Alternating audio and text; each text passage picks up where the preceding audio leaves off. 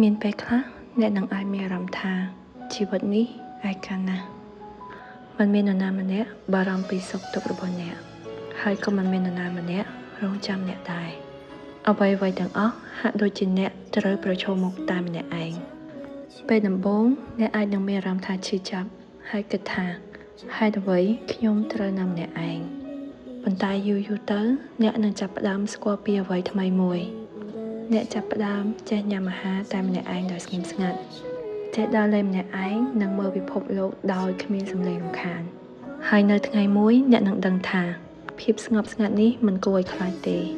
វាធ្វើឲ្យអ្នកត្រឡប់មកជួបខ្លួនឯងវិញអ្នកនឹងចាប់ផ្ដើមយល់ថាអ្នកមិនចាំបាច់មាននរណាម្នាក់ដើម្បីធ្វើឲ្យអ្នកមានតម្លៃមិនចាំបាច់មាននរណាម្នាក់ដើម្បីធ្វើឲ្យអ្នកមានសុភមង្គលព្រោះតាមពិតទៅអ្នកអាចថែរក្សាខ្លួនឯងបាន